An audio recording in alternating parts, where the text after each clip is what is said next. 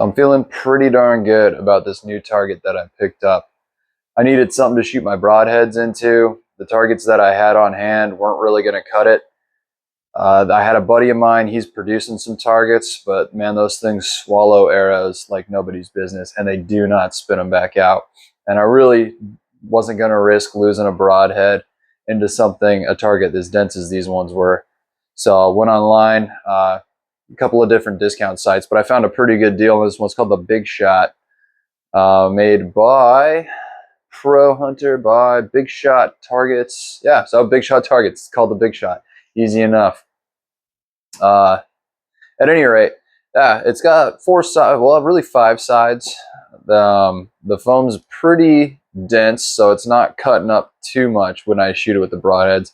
I have done some damage. The handle on top is just a piece of nylon or a plastic kind of rope that is set into the foam a few inches deep. I shot my first shot with my new broadheads, went a little high, went way high, and severed just inside of the foam, maybe a half-inch below where that thing attaches that, and severed the rest of the rope. So the handle's a little shot out, but who cares? It's a great target. It's definitely doing the job. And I mean, like, I have the hybrids, cutting head on there with the fold-out blades. Those fold-out blades in prior foam targets that I used, I had a couple of them last season, the blades would start to bend side to side after several shots. You'd have to kind of take the blade off, re-straighten it out, or just take the blades off altogether and shoot it with just the cutting blade, the cut-on contact blade.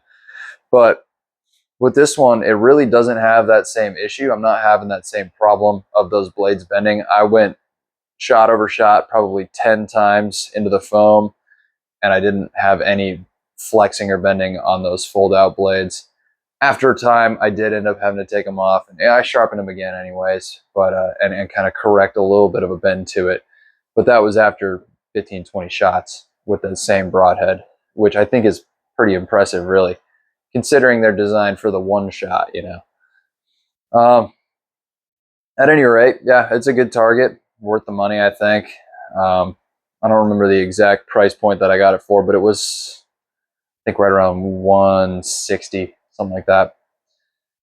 Which, well, I think it's a pretty good deal for what it is. I mean, those foam targets aren't cheap. I was sitting there after I took it out of the box just trying to figure out how much the ingredients to make a foam block like that would cost, because I thought I'll just build myself a box, dump those in there, and then just start making my own if I got to pay 160, especially when I just start launching broadheads at this thing and cutting it up and cutting it up and cutting it up. But it's taking it well. I've only shot on one side with the broadheads, so I have, 4 other sides that I can use, and I think it'll probably last me a good 2 or 3 seasons, really, before they start chopping out squares of it and kind of gutting the thing.